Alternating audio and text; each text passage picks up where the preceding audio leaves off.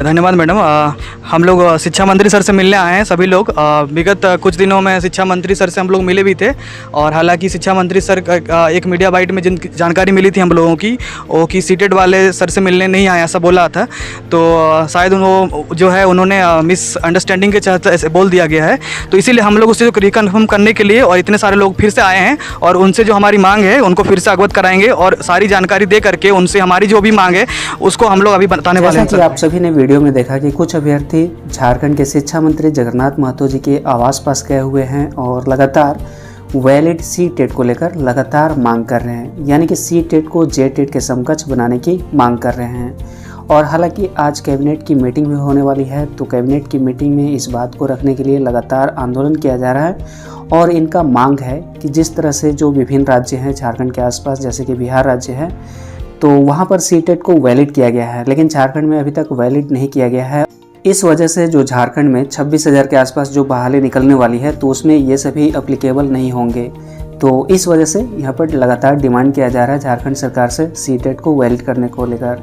और हालांकि यहाँ पर देख सकते हैं कि शिक्षक नियुक्ति नियमावली में संशोधन लाएगी हेमंत सरकार और इनका बयान आया है कि सीटेट वाले अभ्यर्थियों को लाभ मिलेगा। तो आइए इस न्यूज़ को डिटेल से देख लेते हैं।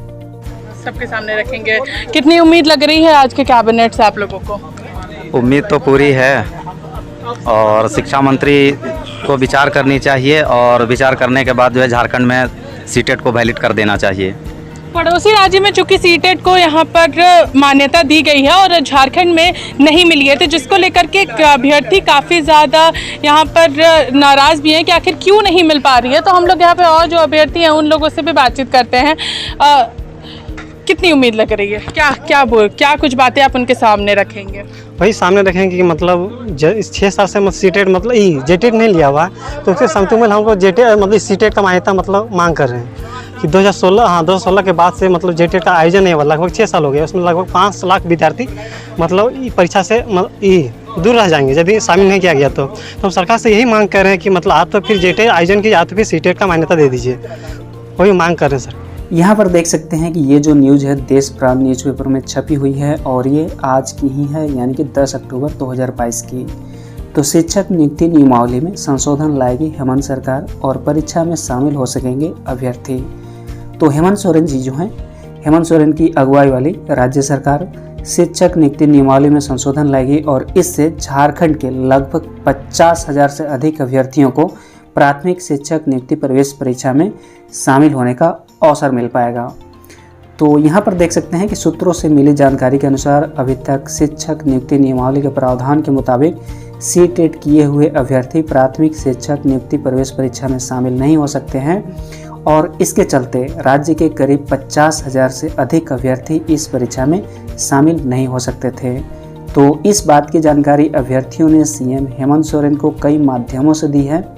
तो सीएम हेमंत ने इस मामले को गंभीरता से लेते हुए इस बाबत वरीय अधिकारियों को निर्देश दिया है कि सूत्रों से मिली जानकारी के अनुसार अब ऐसे अभ्यर्थियों को नुकसान नहीं पहुंचे और इसे ध्यान में रखते हुए नियुक्ति नियमावली में संशोधन करने पर राज्य सरकार ने हामी भर दी है। तो काफ़ी ज़्यादा इम्पोर्टेंट है कि राज्य सरकार ने इसे हामी भर दी है सीटेट को वैलिड करने को लेकर और इसमें संशोधन करने को लेकर।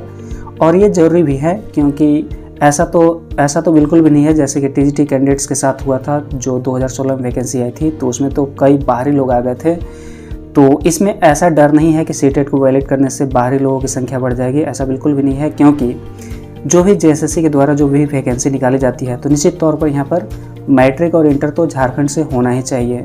तो निश्चित तौर पर जो भी झारखंड के अभ्यर्थी हैं जो जेटेट 2016 में शामिल नहीं हो पाए थे और अगर वे सीटेट क्वालिफाइड हैं तो उन सभी कैंडिडेट्स को मौका मिलने वाला है, ना कि बाहरी लोगों को मिलने वाला है।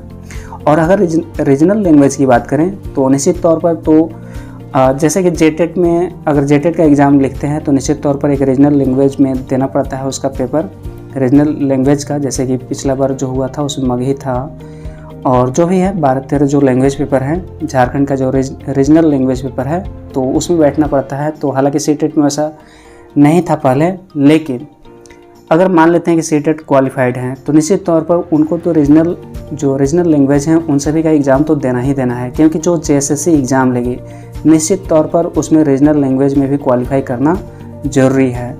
तो यहाँ पर किसी भी तरह का नुकसान नहीं होने वाला है। और नुकसान इस नज़र में कि यहाँ पर बाहरी लोग शामिल नहीं होने वाले हैं, तो निश्चित तौर पर यहाँ पर सीटेट को वैलिड करने चाहिए।